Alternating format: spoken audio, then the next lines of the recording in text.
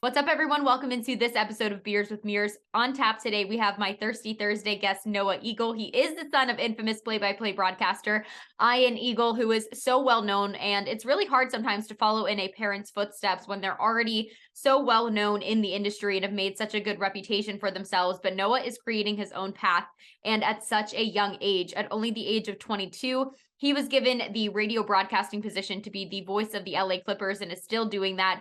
He has also worked the Olympics. He works on the Tennis Channel. He's called NFL games, and the list goes on. He's done so much in the field of sports broadcasting at only now the age of 25. He's going to be so exciting for all of you to get to listen to his career and the different stories he has to tell. He was hilarious. We shared a lot of laughs, and we talked a lot about pickleball, which brings me to one thing I want to talk about for my I'll drink to that segment. But first, let's get to win or lose, we booze, because I have to talk about the fact that I told everyone to bet on Bo Nickel, and thank goodness I did in his UFC debut. In UFC 285, Bo Nickel is now 4-0, but this was his first official UFC fight. And Bo Nickel was a Penn State wrestler, and all of you out there know how much I love wrestling. So I'm a huge supporter of him in the UFC now. Really excited to see him out there. And I said, everyone bet on him. He's going to win. And he did a first round submission very quickly, might I add. So win or lose, we booze, but we won this time. Congratulations, Bo, to you on your UFC debut. But I also want to get to my segment, I'll drink to that. And today I'm drinking to somebody because it's International Women's Day. Well, March 8th was, and then the rest of the month we're talking about celebrating women, which we should do every day. But Anna Leigh Waters is a American professional pickleball player, and I learned a lot about her from Noah Eagle in this episode, which you guys will find fantastic, especially when it comes to what the broadcasting world is like in pickleball and the different terminology that is used in it. But Anna Leigh Waters is only 16 years old. She's ranked number 1 in the world for doubles, mixed doubles, and number 1 for singles by the Professional Pickleball Association. And her partner at one point is her mother, Leigh Waters. So pretty crazy because she was the youngest professional pickleball player in history at the age of 12. So when we're talking about women breaking barriers and making names for themselves, Anna Leigh Waters is absolutely that woman. She is that girl, and she is making noise. And if you don't know her, well, now you know, and I hope you pay attention to her. So Anna Leigh Waters, we drink to you today. I also want to get to my beer ranking today. So the beer that I'm drinking is actually a delightful Belgian wheat ale. It is so good. It's a little bit darker because that's sort of what that Belgian wheat ale feel is, but it's called Sly Fox. I love the look of this. I'm a huge fan of this kind of Tiffany blue color. So look how cute this is. It's described as having an old world charm, a blissful combination of wheat and barley malt, fermented with a persuasive Belgian yeast. Strain creates flavors that enliven the senses and refresh the palate. 5.6% alcohol, and it's brewed in Pennsylvania. So shout out to this beer. I actually really like it. I would say taste, I would go like an 8. I really like the Belgian feel of this one. If I'm going for a Belgian ale, this is the flavor that I would like, but chuggability, it is a little bit heavier. So I would say I would give it about like maybe a 5 in chuggability. Definitely not something you're going to want to continue to chug. It's going to sit in your stomach, especially with that 5.6% alcohol. You're probably going to feel it right away as well. But nonetheless, love the way that it looks. Very cool, tastes delicious. And without further ado, ladies and gentlemen, Noah Eagle. Noah Eagle, welcome into Beers with Mears, presented by Picks and Parlays. I'm so excited that you made time to be on the show today. You're somebody that I've been dying to talk to for so long. One, because you're not that much, well, I guess you could say younger than me. I'm pretty sure we're around the same age, but you've done so much in the past few years. And I've seen so many different articles about you. That's really funny because before we started recording, we were talking about a mutual friend and our friend Jared Barton and talking about how funny it is that we feel like he's an old soul. But I've seen articles about you of people saying, you know, you're 25 going on 52 with all the experience and things that you've done in the industry. So how do you feel? How seasoned do you feel at such a young age in this industry? Yeah, just put all the paprika in the world on me. Right. Whatever it takes. Salt, pepper, I don't care. Cayenne. Yeah. I do. I feel very fortunate, first and foremost, just to get the opportunities and then to continue have them rolling in has only helped. So with each one that goes by, I think you feel like a little more prepared for the next one. I think that's natural with anything, anything you want to do. I know that this is beers with Mears. The more beers you drink, the easier they go down. That's just natural, right? Cheers to that, Noah. Cheers to that. Did you Wow. get a beer? Wait. Of Okay. course. Come Can on. I say Come something? on. You're the so we'll get into all the amazing things that Noah does and who he is. So everybody stay tuned for that. But Noah is officially the first guest that was able to come on here and actually enjoy a beverage with me. So let's compare. What are you drinking? Is this like your drink of choice, or is this just sort of no, off the shelf? this was what was in my fridge, which Okay, show me. I'm not even gonna lie. I'm not even gonna lie to you. I think this was from the summertime, but it's a little Kona action. Nothing Love wrong with a that. nice colorful can. Okay, so are you look at us in our colorful cans. I feel like I've been selecting beer on the show. I've been trying to branch out, and I've been Okay. choosing a lot of beers that are like well dressed, if I might. I mean, I love the way that this looks. I'm actually drinking one that's more of a Belgian wheat ale, so it's a little darker, way more of a higher percentage of alcohol than what is normally my taste. So this one would probably have me Really? on my butt if I was going to be like chugging this on here. But it says it has an old warm charm. So maybe some of that like old soul that we're talking about is super fitting. It's just rubbing off. Nothing It wrong with a nice is. Belgian ale. I think that you probably had the better choice than me, but I'll take my liquid aloha, as they call it. I love that. Liquid Aloha. Sounds appropriate for everything, especially when you're calling games out in LA. But question for you, are you more of like an IPA guy? Are you drinking something light No, when you're going out? no, No no, IPAs. no IPA. Listen, I'll drink it if it's given to me. I'll drink Right. pretty much anything which is given to me, which I realized the second it came out of my mouth, I should have completely stopped my tracks because now I've just unleashed an entire different world to everybody. But I'm cool with anything. It's not my preference. I'm more out on IPAs. I got friends that swear by it, and I get it. I understand it. It's not for me. I'm like What a about pale you? ale girl, but I was like in college, give me all the Corona Light as possible. I felt like I could drink a lot of those on a night out and still feel For okay. sure. For sure. But it's fine. I feel like we're both 25, so we're still in that realm of like, if you give it to me, I'll probably not say no. But Yeah, I'll take it. I still have pride, right? I think you probably have the same where you're like, yeah, no, I need to prove to you and to myself and right. everybody. I'm still young, right? I still have it. As you go home later that night and you're like, oh God, I'm not going to tell them how I feel Really, right now, but I it's more the drank next that. morning. Yeah, the next morning really kills me. Well, cheers to you for being on here because you Yeah, are the I'm gonna first one crack to it open. actually crack it open. Boom. Take a sip because no one was able to actually like drink up here with me yet. But Jay Billis did say ceremoniously, if I see him and we're drinking together, he did say he'd shotgun a beer with me. I think that was more for his pride. So one day, if we ever see you, if you want to join Jay Billis and I, we're going to have a shotgun contest. So we'll see if he can still keep up. I'm down, but I'm kind of scared that he can do it. He's one of those guys that can do it in like 2-3 seconds. That's not me. I know. I'm a little worried. That's okay. If I have to lose a shotgun contest to anybody, it's Jay Billis, I guess, right? We'll give him that one. But agree. Much like him, you have quite the resume and an impressive one, none the least. So tell me a little bit about how you got started in broadcast. Obviously, I know a ton of it probably had to do with your dad, but let's sort of start from the beginning and getting to see your dad being as infamous as he is in the broadcast world with everything that he got to do, being little Noah and getting to see your dad. But is what I'm sure you just thought of, hey, my parents have a job. I'm going to work with my parents. Like we all thought our parents were so cool. So tell me a little bit about what you observed about him and what he did growing up and how that rubbed off on you. So from the very beginning. Yes, take me from the beginning. The I earliest memory that you have with your dad. I was born on a rainy December morning that the Nets played the Supersonics. And I would say that it was exactly what you described, where for most people, if your parent's a doctor or a lawyer or a teacher and you go with them and you're around it all the time and you have a good relationship with that parent, there's a good chance that you say, I want to do the same thing, or I love what my parent does, what my mom or my dad does on a daily basis, especially when that mom or dad wakes up and they're excited about what they're doing. They're looking forward to what they're going to be doing. So for me, it was funny because I was the firstborn. I have a younger sister of 2 years. And I think that my dad wasn't concerned. He said, if neither of our kids or however many kids we have are sports fans, that's really not the end of the world. Like I love what I do and I'm going to love anything that they decide to love. And so he just got lucky in many ways that I came out and I was so into it from a very, very young age, to the point that I'd wake up when I was 4, 5, 6 years old and I wouldn't tell my parents what player I wanted to be called that day, which is, it's cute it's really cute until you're at the grocery store and I'm one aisle over and my mom's trying to get my attention, like, Noah, Noah, and I'm not Not answering. answering. Yeah, finally she's like, Dirk. We're like, what? You named your son Dirk? It's like, no, no, it's a phase, we think.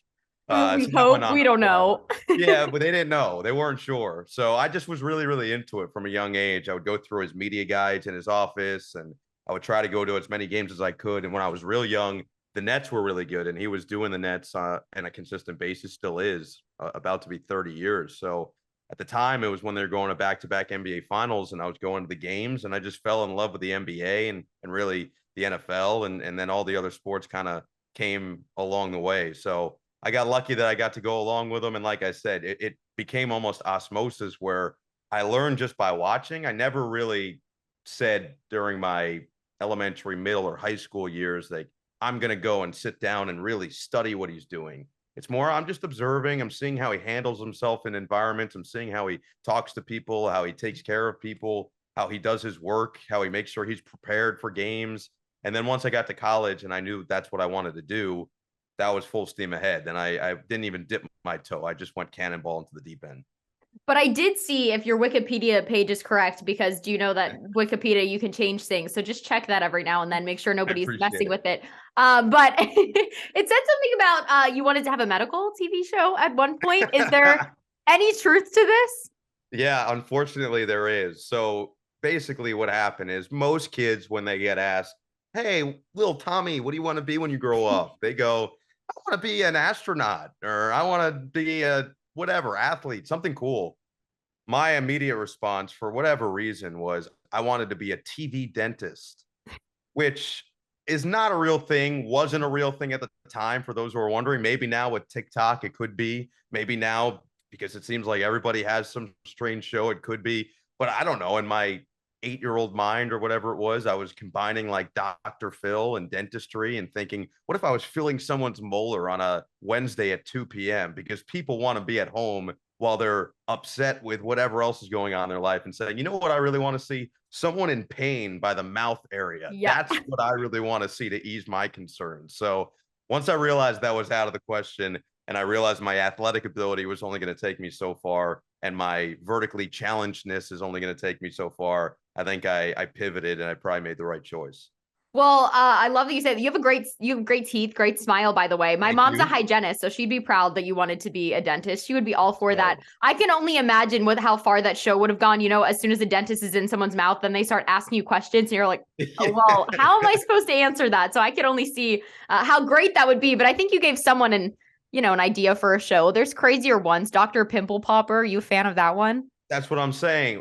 Right? Listen, I don't want to say if I am or if I'm not because I don't need judgment either way. All I need to know is that if you enjoy dentistry and if for whatever reason you want to sit at home when you're either late at night or in the middle of the day and you want to watch someone get a crown installed, just let me know and I'll see what I can do.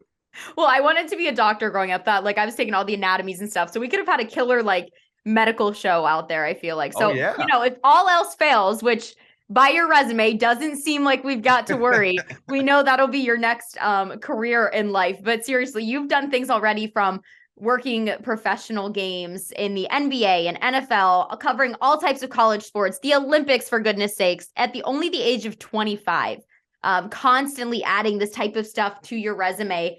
Where did things really start to take off for you? Was it because of your relationships with your dad and who he's known, or was it all because, all of your success in college and calling games at Syracuse? When did you really feel like you got your foot in the door and things were taking off?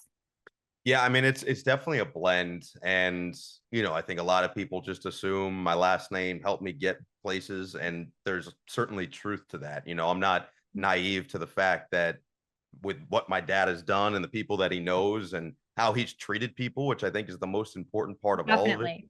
all of it. If he was a bad dude and he was nasty to people all the time, I don't know if it would be the same thing. And then I think people would probably be wary to work with me. So it's more a testament to him than it is to anybody else at that point. But once you do have that in, I always say that maybe it cracks the door open, then it's still my job to kick it down entirely. And so that's kind of been my mentality. It was something I tried to avoid early when I got to college. And Jared would be the first to tell you that when I first got there, if I introduced myself, it was only with my first name. It was only as Noah. It was as if I was Cher, Madonna, Yoda. I don't know Yoda's last name, so I'm just assuming he's a one name guy. But it was as if I was just a one namer, and I didn't have status enough to be a one namer. You weren't a Drake. You weren't a Drake. Yeah. Beyonce. One day, maybe. One day, maybe, but we're working towards Kobe status, where someone shouts your name out when they actually do an activity. But until then, I was actually Noah Eagle, and it took until going into my junior year to really come to terms with, hey, there's nothing wrong with it, and there's a reason I want to go into this is because I think my dad has done it very well. One, two, I enjoyed it. It wasn't something where I was saying like this is going to be simple, because I knew I've watched them do it long enough to know just how difficult it is. Even when you do reach a certain status, doesn't mean the hard work goes away. You still got to work your tail off day in and day out to do it at the highest level and keep getting better. So I knew that going in. So it wasn't that I was like, this is going to be a simple path, or this is going to be a way to make a good living or whatever. It was just because I really enjoyed it, and I saw that he really enjoyed it. And so that's really all it was to it. And once I came to terms with that and accepted it, that's when I think things started to take off a little bit more. So by the time I finished my junior year, I'd starting to get a little bit of traction. I started to get a couple of assignments outside of the college space. And then by the time I finished my senior year was when I ended up getting the Clippers job. And that's really where things took off. So what happened there, and this is a story I've told many times, and this goes to show it's just overall relationships at the end of the day. I had a professor at Syracuse, Olivia Stomsky, still there. She runs the sports media department at Newhouse. And she had gotten a call. She was still active in the industry, had gotten a call from some coworkers of hers in the past who were running the search to replace Ralph Lawler, who had been doing the Clippers for 40 years, 4 full decades, which is incredible stuff. And he did it with just an all-time mustache along the way. So you got to have nothing but respect for it. And so as they're looking to replace him, they're trying to just cast as wide of a search as possible, as many different candidates as possible, as many different backgrounds, as many different experience levels, whatever it might be. So they called her and said, do you have any young people that could potentially do the job? And I just happened to be one of the few names that she gave them, of either recent graduates or about to graduate. And I got a call from them after I'd submitted all my work. I didn't believe it. I thought I was getting punked. I didn't think it was a real thing, because she didn't tell me who it was for. She just said, it's a basketball thing. Right. Well, she didn't want to probably intimidate you through the process, right? Or get my hopes up. I don't really know. I wouldn't think it was intimidation. I think she knew me well enough that I wasn't going to get intimidated by it. It was more that she didn't want me to get my hopes up. And so then once I got the call, and once it became real that I was going to go fly out during my senior year, during my second semester, I was going to fly out to LA, interview and audition. Then it became real. And again, I still, that's the question I get a lot is, were you scared, nervous, anything like that? Because I was interviewing for the TV job, and I said, I really wasn't, because I looked at it as, I'm playing with house money. Like, if I don't get this job, I'm still just going to be a recent graduate. I'm going to go find a different job. I'll go back east and find a way in New York somewhere, whatever it was going to be. So I really wasn't nervous. I just went in, and then I got really, really lucky, Hannah, because the day that I interviewed for the job was the day after game 5 of the first round, and the Clippers were playing the Warriors, and they controlled the game wire to wire and extended the series. They staved off elimination. So I walk in the next morning, and the vibes are outstanding. Yes. Frequency is high. Everybody, it's another playoff game. That's another home playoff game. That was a big deal. So I did well with the interview. I did well with the audition. I flew back on a red eye. I got back to Cuse. I took some finals, did whatever I needed to do. And then I got a call to meet Steve Ballmer the next week. Flew to Seattle, same deal, 90 minutes. Yeah, 90 minutes with him. There was an elevator with no buttons, which was crazy to me at the time. Like, I got there and they said, hey, you're going to make sure you call us when you get there, and we'll give you the elevator directions. And I thought, like, do they think I'm so young that I don't know? I don't know how to work an elevator? Right. I was kind of offended at first. And then I got there and I was like, oh, there's no controls. Like, they control. It's like the Wizard of Oz, who has. I don't know if I like that. Yeah, I'm not so sure about that. I could have gone anywhere. I don't know. I could have ended up on any floor, but I got lucky. I got to the right place. And so I interviewed for 90 minutes with him. I left that one thinking whatever happens, happens. And a few weeks later, that's really when my life changed. So once I got that first one, and that's what I tell a lot of people who ask me for advice, it really is about getting that first big break, that first one. The rest of them kind of fall like dominoes so long as you take care of your business from there. Definitely. And so this was for the television, but you ended up getting the radio position, correct? Yeah, so So they moved so how up the did that radio. happen? Like you found out along the way, or was it sort of like, hey, we're not going to move forward here, but we do have this? Like, how did that sort of open up for you? Yeah, exactly. So it's pretty common. And the guy who had been doing radio, his name was Brian Seaman, had been doing it for 12 years there. So it's pretty common that, they're still going to do a search, whatever. But at the end of the day, loyalty does go a long way. And Brian had done an outstanding job on radio for over a decade. He was more than deserving of the position. So they moved him up to TV. That means they had this radio position. They hadn't interviewed for the radio position necessarily, but they really liked me and they wanted me to be a part of the process and the organization moving forward. And so they now had this open position and asked if I would be interested in that one. And they said, take the weekend to think about it. Yeah. And being 22 and reaching graduate, I was just like, oh, yeah, I'll call you Right.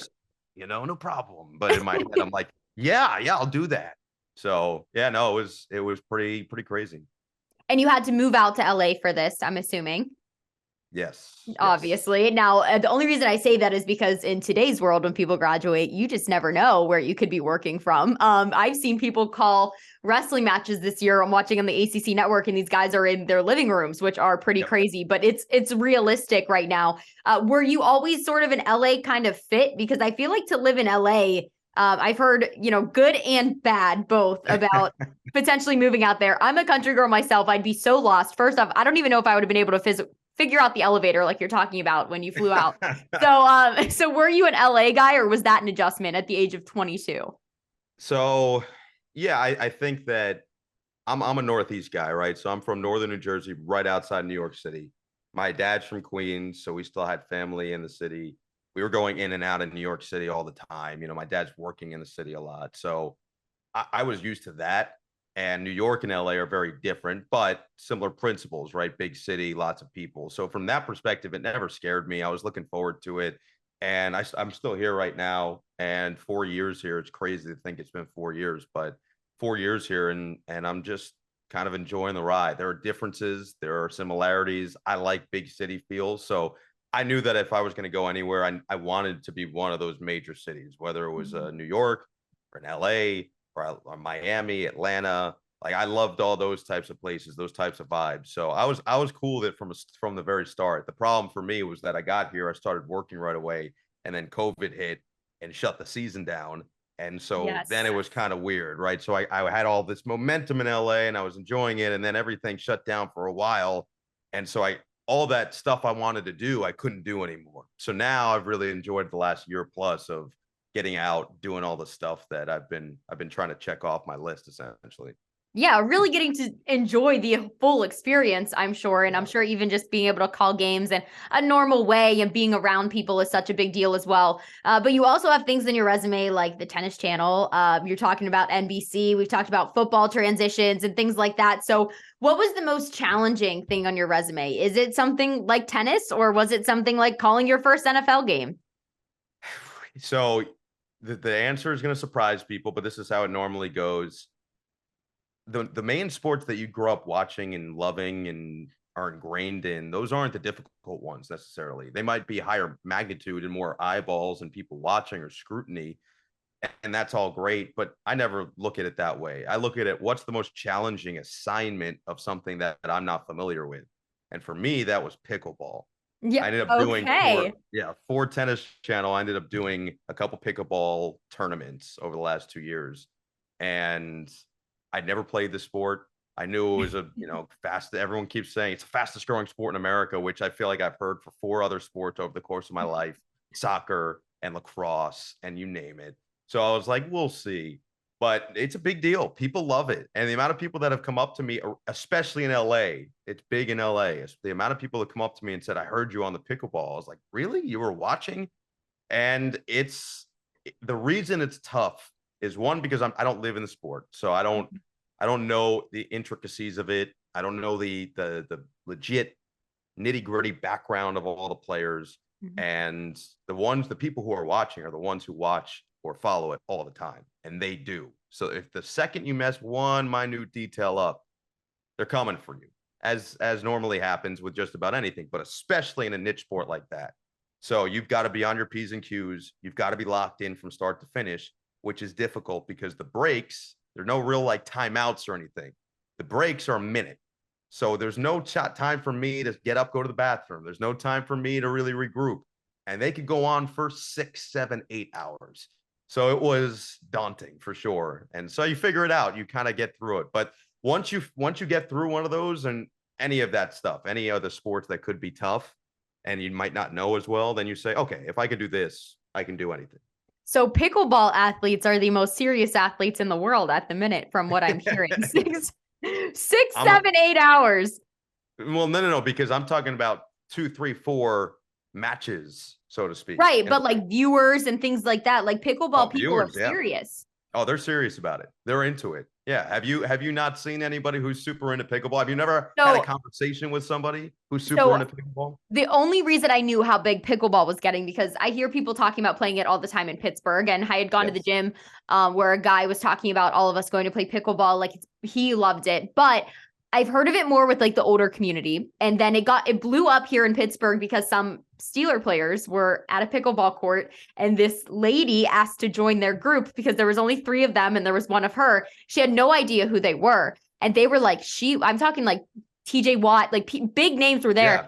She had no idea who they were, and she was kicking their butt. They were like, this lady was serious on the pickleball court, and the story went viral. Like, it was a huge moment. And so from that point on, I knew how serious pickleball was, but I didn't realize from like a standpoint of broadcasting it on the tennis channel how incredible it was. So are where is the age range of these pickleball athletes then? That's the thing. That's what's crazy about it.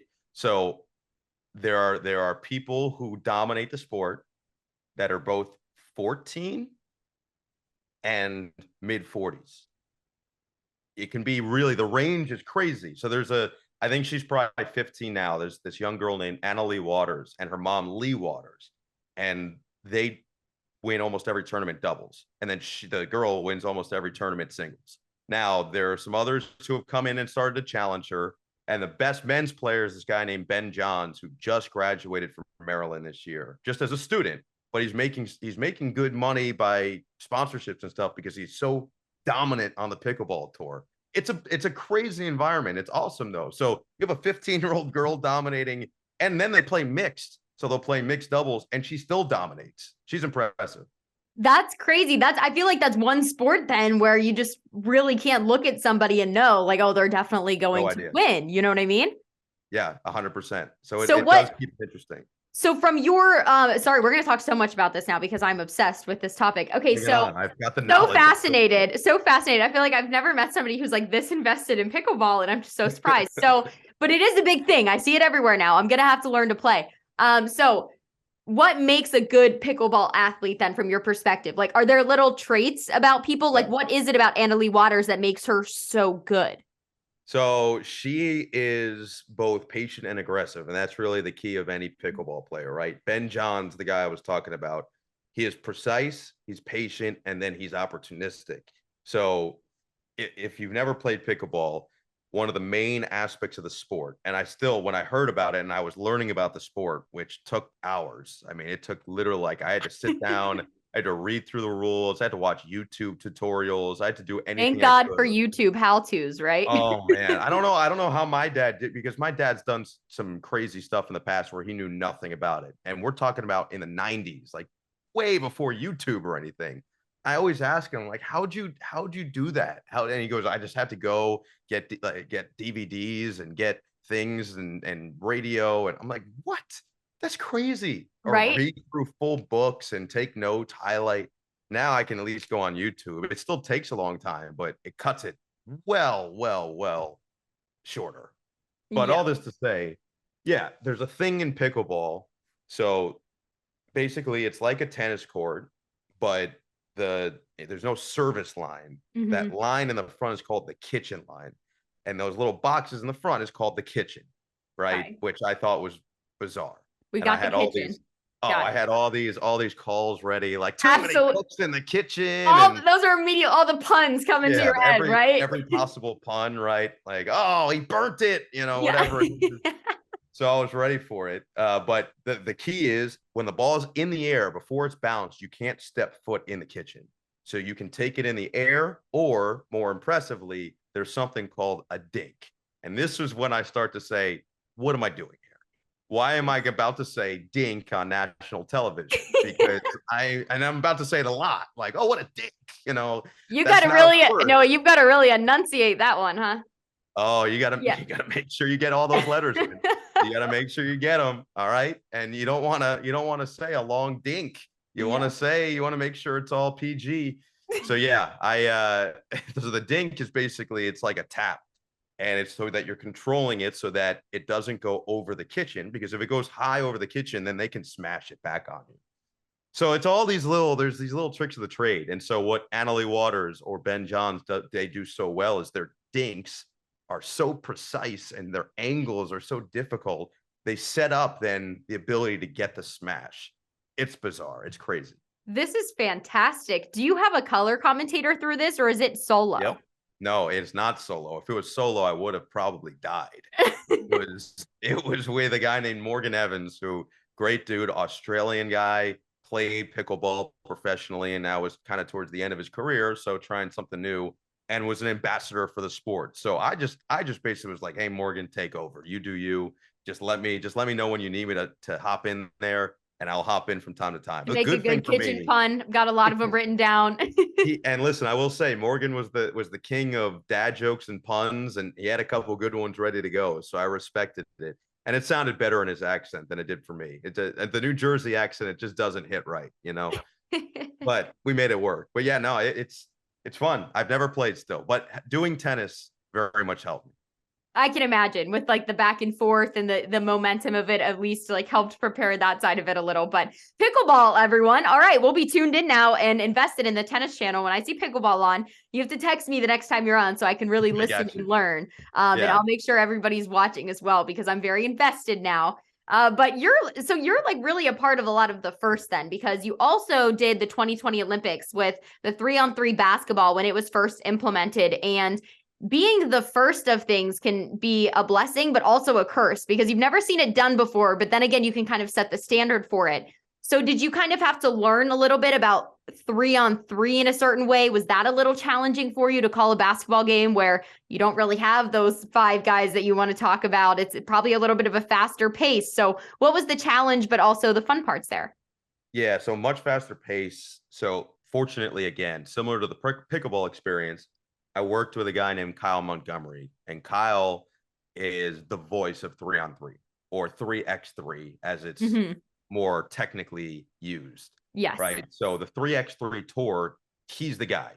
FIBA puts it on. It's all over the world. He travels to all these incredible places. We're talking Amsterdam to Dubai to South Africa, like Cape Town, let's say, to Miami, to Toronto, like all the best places you can think of. That's where they go and they play these 3x3 tournaments. And a lot of places they draw a pretty good crowd. And the players they're talented, and they're not talented enough to play in the NBA, but they're talented enough to play professionally somewhere if they wanted to. And so that's what they're doing is they're playing 3x3. And in this, you can earn money if you keep winning tournaments. And there was a guy named Dushan Bullet who was the best. He was considered the GOAT of 3x3 by the time the Olympics came. And so we all knew that his team, they were Serbian, I believe, and his team was the team to beat. And if they lost, there's going to be a massive upset. And sure enough, spoiler alert, they lost. And it was crazy, right? It was crazy. So I had to learn a lot about it because it's way different. The scoring is obviously different. The foul situation is different. The refereeing is different. The substitutions are different. Just everything. They have 4 players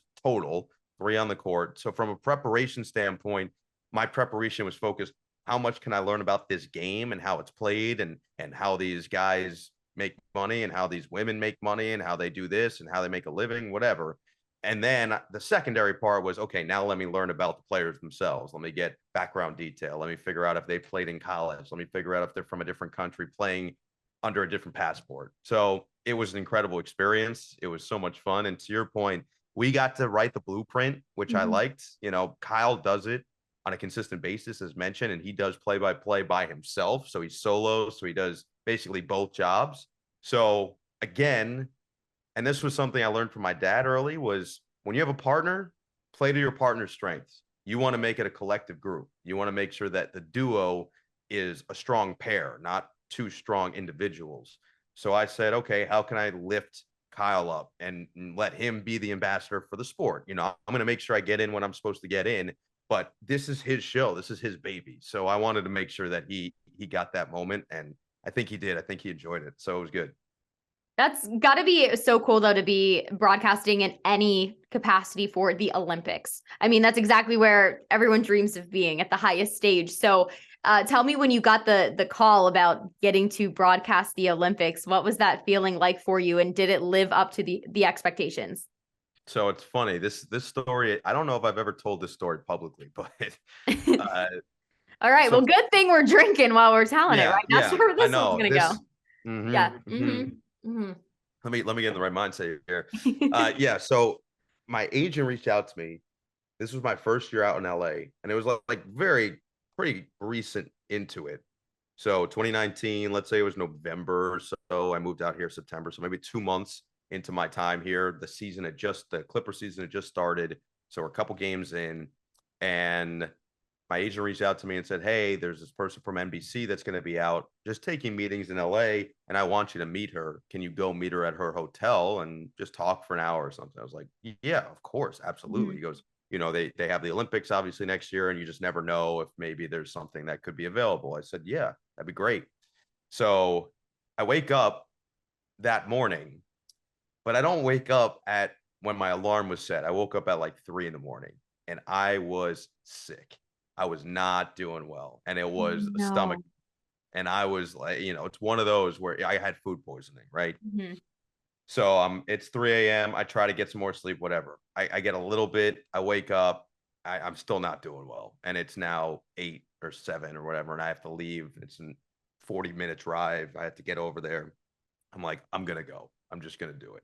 I'm not gonna say anything, because that was kind of how I was always raised, was you can always fight through, battle through it, and figure it out. Just get yourself through and then deal with it after.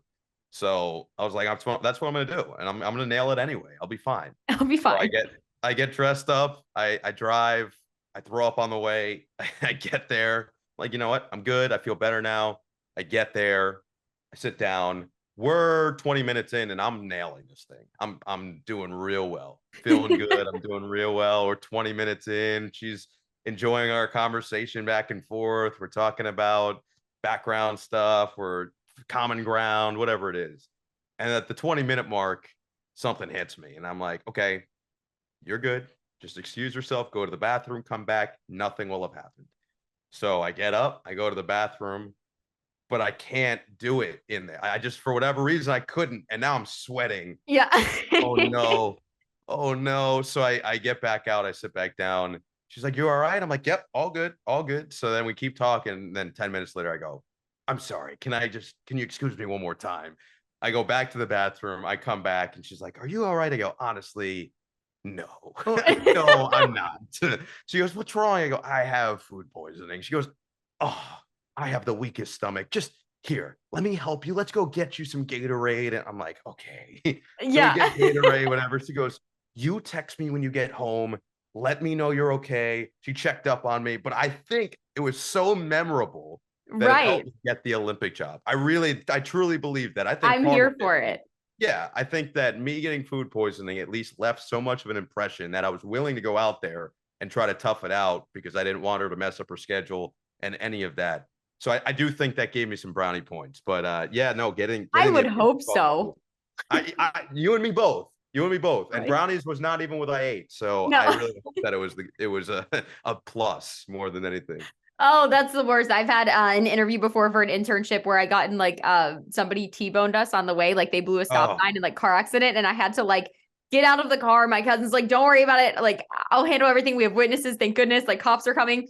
And I like Uber the rest of the way to the job interview, and I get inside and I sit down and I'm like, shaking. They're like, "Are you okay?" I was like, yeah. I was just in a car accident. Everything's fine, but like, no worries. I'm Hannah. Nice to meet you." And they were like, are you okay?" I was like, not really sure. A lot of adrenaline. Like, maybe this is good. Let's just keep going. Yeah. Yeah. I like the momentum we're starting with here. Let Yeah, me see like if we it's can okay. keep that going. Yeah. Roll down the hill. Well, there's a story for any young people looking to get in the industry. Just have something like drastic happen. But no, I'm kidding. Don't do Yeah. that Yeah. before your friend. Maybe just pretend. Get yourself all hyped up for something. Something else I've been dying to ask you about is your Nickelodeon experience with the NFL. Another NFL first that you've got to be a part of. So many firsts, so many cool things. So the Nickelodeon experience, for anyone who doesn't know, the Nickelodeon teamed up with the NFL. They put on this like slime time game, which is incredible, so fun to watch. And I've even just watching it evolve within like a year was incredible with the graphics and the way that things go. So how excited were you to work with somebody like Nate Burleson on that and get to be a part of something that really mixed your adulthood with your childhood perfectly? So that's really the main part of all of this was the second one. But I'll start with the first question because Nate has meant so much to me and so many other people at this point. And to me, I feel so much pride because it felt like that first year that we did the Nickelodeon game together, me, him, Gabby, and we had Lex on the sideline. And it felt like that was his official I've arrived time. Like that was his official time where people started to finally understand, oh, this dude's special. This Yeah. dude's different. You know, he can do a lot. And then of He's course not we had just the Good Morning Football guy, which he's phenomenal at. But he was yes. amazing. Yeah, he was amazing. And he's not just a former receiver. No, he's a lot more than that. And what I realized being around him at that point, and keep in mind, so what are we? This is now 20. So this was 2021, January 2021. And so that's, COVID was still pretty prevalent and we were in New Orleans and everything shut down. So there's nothing open. You can't really go anywhere. We're fully masked in the hotels. I actually had to do a Clipper game from the hotel, which I still can't believe I did, which if anyone's walking past, they must just think I'm a huge Paul George fan. It's like, Yeah. oh, Paul George, like what's wrong with that kid in there, but it worked. We did it. I definitely zapped all the power from the room, but I had to do what I had to do. So we did that. And then the thing about Nate was like how great he was with all the circumstances and everything. He was so kind to everybody and remembering everybody and how he interacted with Gabby and Lex. And I remember after the game, Lex was asking him like, oh, your shoe collection's so awesome. I mean, this was a momentous moment where we finished this and people are starting to tell us because Nate and I talked and said before the game, you know what? We're not even going to look at our phones. We don't want to be influenced by anything on the outside, text, tweets, whatever. We don't want to be influenced. So we're not even going to look. And so at halftime, my spotter and my stats guy that year were saying like, are you seeing the responses? I said, no. They go, it's incredible. It's the most positively responded I've ever seen anything. I said, oh, wow. All right. I guess we're just going to keep doing it. So after all of this, he's getting texts from crazy Hall of Famers and everything. Lex said that to him about his shoe collection. He said, what size are you, man? And he goes, I'm a 13. He goes, I'm a 13. What's your address? And he sent him like 10 pairs of shoes. And that's the kind of guy Nate is. And so that was why it was so special working with him and seeing that I've arrived moment for sure. And he's well deserving, if not more deserving, of everything that he's got since then.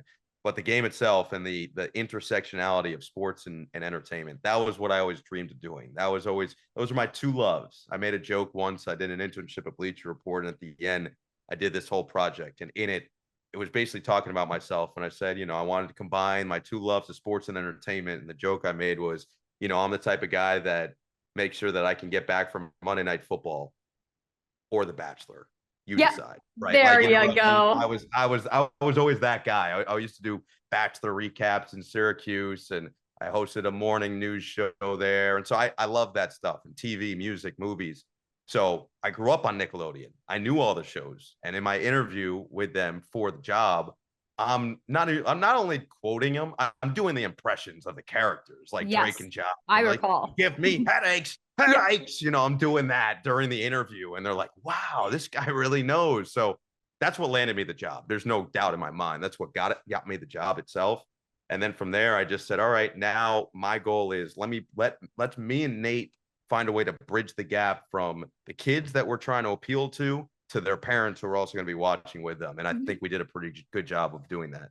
Yeah, you even this year got to throw it down to like Patrick to give a report and things like that. How bizarre is it to sort of interact with those animated characters that you've grown up watching on screen and then they're talking back to you? It's unreal. It's unreal. You know, the Patrick was incredible. He was so perfect for what we needed and delivered. I mean, I think that's an understatement. The amount of traction that Patrick got on social media was awesome. And I know that everyone was cracking up that he basically roasted Russell Wilson, but that's what this is all about, right? That's kind of what this whole broadcast is all about, is just us having fun. If you're a fan of one of the teams, and I say this every year because my first year I did it was Saints Bears playoff game. One of my good friends from Syracuse, Tyler Rocky, is a huge Bears guy. He's from Chicago. And I was like, listen, bro, I wouldn't watch this broadcast if I were you. You know, if you actually care about how the outcome of the game is going to be, don't watch us, because we're not going to care about the outcome of the game at all. We're just going to care about all the bells and whistles and having fun and basically being kids. And he goes, of course I'm going to watch. So he watched and he loved it. But I think it's hard if that's your team. Like if you're a Broncos fan and you watched our game this year, that's got to be tough if you really want to get to the nitty gritty. Or if you were a Cowboys fan and watched the playoff game on Nickelodeon last season, that's got to be difficult. So I respect anyone who does it, but I feel like it's really more, we found what our audience is. And at the end of the day, you're really only catering to what your audience is supposed to be. Yeah, and everyone knows, you know, for a guy like Patrick who lives under the rock, you know, he knows his stuff. He did great. It was fantastic. But I loved all the slime in the end zones and with the players and giving out the trophies. Let's see. I think did I you have get my slime? You have the slime helmet. Let's put it on. Come on, Beautiful. look at it. So yeah, no, I have it. That's got to be your most prized possession, right? Oh, it's always out, ready to go whenever I need it. Whenever I need a little serotonin boost. That's what you've got to put on. Did you ever actually get slimed? You seem like you have a lot of gel in your hair. I don't know how that would feel. I did get slimed. What was it like for all of us kids out there who've always wanted to get slimed? What was it like? Yeah, so that was definitely bucket list for me, where the first year, that was our whole thing, where we were acting as if I really didn't want to get slimed and they were gonna surprise me, and that was the whole shtick that we had planned. But I always wanted to get slimed, and they were going to actually douse me in it at the end of the game, but the technical crew said, don't do that because you'll mess up the equipment. And I said, okay, that would make sense. So it went to Sean Payton instead, which I was okay with. That was fine. Fine. But yeah, no, so because I was the only one who didn't get slimed of the whole crew, and the following year we had young Dylan, he had been slimed, Gabby, Nate, they had both been slimed. So they sent it to me before the game the second year, and I brought it with me to New Orleans because the Clippers were playing the Pelicans right before I had to fly then to Dallas for the playoff game. So I brought it with me to New Orleans in my bags. It came in this little container, 2 of them. And I had my colleagues. I had Brian, our TV broadcaster, Jamie Maggio, our sideline reporter, and a couple of our social team guys, Jordan and Isaiah, film it. Those other 2 doused me in it both simultaneously, and we put it in slow motion. But it was right outside this really, really nice hotel, brand new in New Orleans. So, you know, I just got there. I immediately go out. I immediately get slimed, and I had to walk back in there, just dripping in it. I mean, I love that. Love that for you. And the guy out front just goes, "Would you get slimed?" And I look at him, I go, "Yeah, what do you do on a Wednesday night?" He goes, "Ah." There you go. And I swear it looked like I left that bathroom when I left the hotel. I left that bathroom looking like I'd killed an alien. I mean, I can imagine. Yeah, it was everywhere, but it was amazing. To answer your question, Did you have to travel with it like on an airplane? Like, did anyone stop you being like, what are you carrying? Fortunately, I was on the Clippers plane, so there you go. But I'm pretty sure they did. I probably had a checked bag, so they didn't search it. So I think I was good. I think I was in the clear. All right. Well, that's good to know. Clippers. All right. They let us travel with slime. We love to hear that. Slime. But speaking, they're a pro slime organization. Love that. Maybe we'll see a Nickelodeon Slime Time NBA game in the future. That would be a fun one to talk about. I'd love to see the slime coming off the dunks, all the things. But the Clippers right now, you know, you've been calling them for a while now. Lots of trade rumors and news. You've got Westbrook over there now. So from your perspective as a guy who's doing play-by-play for a team like the Clippers, how excited are you when this trade stuff happens? Or like how invested are you in a player, and how devastated you get to see someone leave, but then, sort of the excitement of someone coming. There's got to be some back and forth being a fan, but having to respect what's going on in the business side. So the Clippers are always quietly active. That's just how that's how they operate. So they're always searching and checking in and figuring out how they can tinker and improve their team in any way. So each year I've been here, they've made deals every year. The first year was to acquire Marcus Morris at the trade deadline. And my first year, I was new, I was young. I didn't really get it. I didn't try to cause any waves, essentially. I was just saying, hey, I'm going to do my job. I'm going to stay out of the way. I'm new. I get it. I'm just going to be me. I'm going to make sure I'm doing really good work and all that. So I didn't really get to know the players as much my first year. And then my second year was COVID. So I didn't even travel with the team. So last year was the first year that I was really around, talking to everybody consistently, going to every game, all of that stuff. And I really got to know a lot of our team.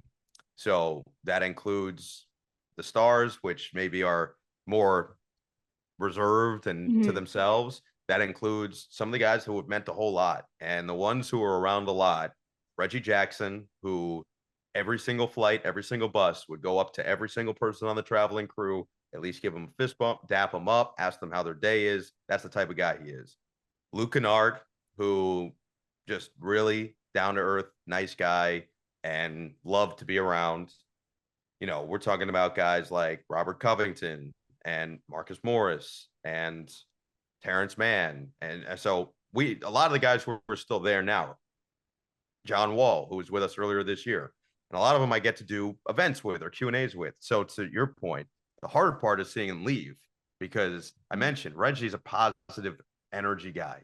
He would go up to everybody, every single bus, every single plane, and you knew he was coming. Anytime you saw him, you knew he had a smile on his face. And so to now, you didn't even get to say goodbye, right? Like I didn't even have a chance to say, hey, man, thank you for everything. Thanks for being so great to me. Thanks for making my life easy. He's just gone, just like that. Same with Luke Kennard, who was great to me every time I saw him. Same with John Wall, who honestly, in the half season that he was here, was nothing but good to me as well. So that's the harder part. Then you do get excited to meet the new ones and what you hear about new guys and get to see them up close and see what their work ethic's like and all that stuff. So, Russell Westbrook obviously has a reputation, and certainly the last few years that has evolved. He's a great dude, and players love him. Every single player in the NBA you talk to that's played with him, they love him. And they say, and they talk about his work ethic. His work ethic is insane. He shows up to a game 3+ hours before. Nobody's there. He's the first one there every single time. He's the last one out every single time. Incredibly hard worker. Mason Plumlee, same deal, just down to business. Eric Gordon, really nice guy. And Bones Highland. Like, these are the guys that we got. So I'm getting to know all of them, which is fun. But yeah, it's tough to see the other ones go when you start to form real relationships. That all being said about the work ethic and the guys that you have there now, what do you think is going to be the next step, or really that spark that's going to take them from that mid to average team and really set them back on the leaderboard? Yeah, so I think it's been a tough season, not just for them, but for everybody really across certainly the Western Conference, but definitely around the NBA too. You look at the West right now, it's so bunched up. Anywhere from 4 through 13 is separated by just a couple games.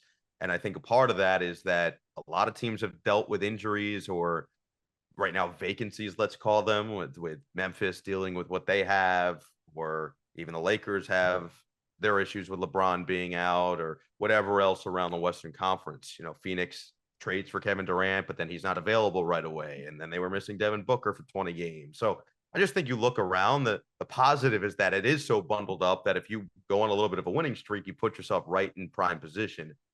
The negative is that if you go on a losing streak, as the Clippers just did, you drop back pretty substantially. They went into All-Star break at 4 in the Western Conference and 5 games over 500, and then lost their first 5 games out of the All-Star break, and we're down to 8. So I think that the good thing for them right now is the other day we had a home game a couple days ago. What's today? Today is, so Sunday we had a home game, I think it was. And after that, we only had, I think, 15 games left, and 10 of them or so, at least 10 of them are at home. And there's a lot of off time because the Clippers played more games than anyone in the NBA for the second straight year, they played a record amount of games, 61 before the All-Star break. That means that there's a lot of off time now. It means there are a lot of days for practice, a lot of days to figure out, work out the kinks. So that's kind of the positive mindset. I'm an optimist by nature, and I think that that's what I'm looking at is, oh, they have time to get on the court together, actually figure out how they work best with one another and regroup, recoup, rest, recover, all the R's, recycle if you want. I think they're a recycling organization, but I don't know for sure. I believe they are. So, I think they've got all the tools that they need. Now it's just about using them in the right way. Well, at least we know they recycle, if anything else. Nothing goes right this season. At least we know they're saving the planet. But so positive. This Clippers saving the world. Love to hear that.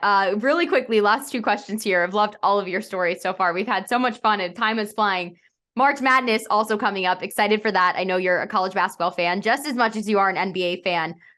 Early projection for somebody who's going to make the Final Four, let's say, because I think what's unique about college basketball this year is really at any point, I feel like one of these teams can win. We've seen so many highs and lows happening. We've seen monster teams like UNC really not looking like themselves this year. So a potential Final Four candidate, even maybe the Final Four, or at least one. Give us at least one that you think is going to definitely be there.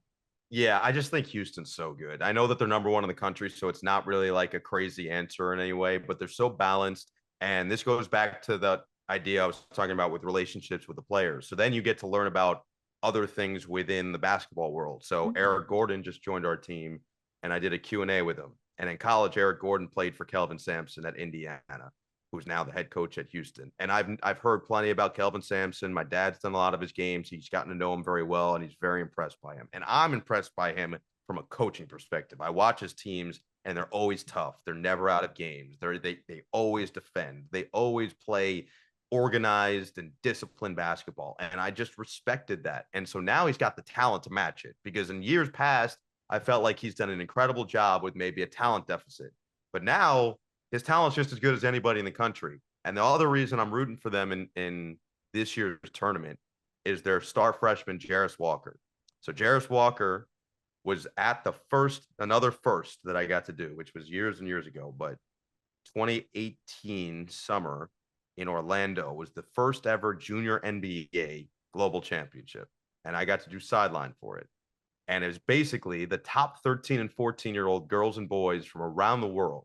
So each section or region of America had a team, and then countries and continents from around the world had teams. So you had a European team, you had a South American team, you had a Africa, Middle East team, you had Australia, South Africa, that Pacific team, so to speak. So it was incredible to see it, because I got to see all these eventual future stars, but I just didn't realize how good they actually were. And Jarris Walker was considered the best player at the tournament, or one of them at least. He won the dunk contest at 14 by jumping over a fully grown man at 14 years old.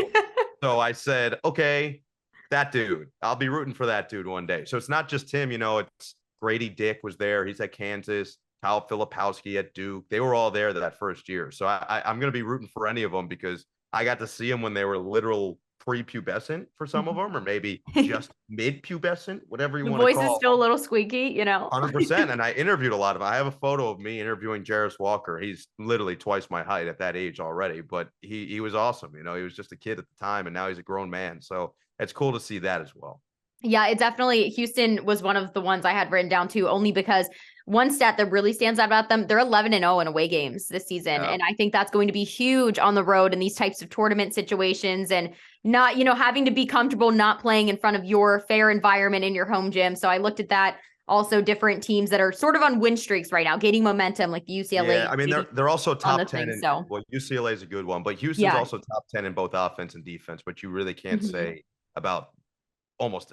They actually might be the only team that's in the entire country that's top 10 in both offense and defense. So, I mean, when you've got both firepower on either end, that's hard to beat. Yeah, the consistency of what they've done this season isn't something that most teams can say in the basketball sphere. So excited for some March Madness.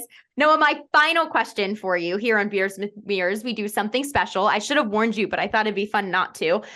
Okay. Three songs that if you had to drink to, what would they be? And we have a Beers with Mears guest playlist accumulating on Spotify. The likes of Jay Billis and Ryan Clark are on there right now, and you will be added to that with your 3 songs to drink to. Now, how the others have approached this is maybe given, if I'm just chilling, vibing by the fire, here's what I want. If I'm out partying, so if that helps narrow it down, but give us your 3 songs. Okay. So definitely my first one, which is my answer every time someone says you get the aux, what's the first song you're playing? Right.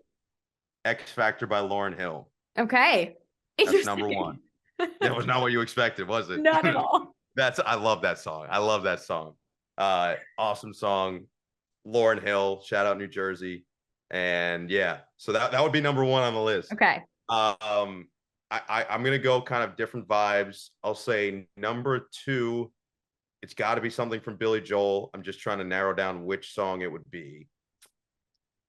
Because I kind of want to, you know what? I'm going Moving Out. Moving Out by Billy Joel, number 2. Okay. We're all over the board here. I love this. I'm definitely erratic. I'll go different genres, but number 3, I'm gonna go.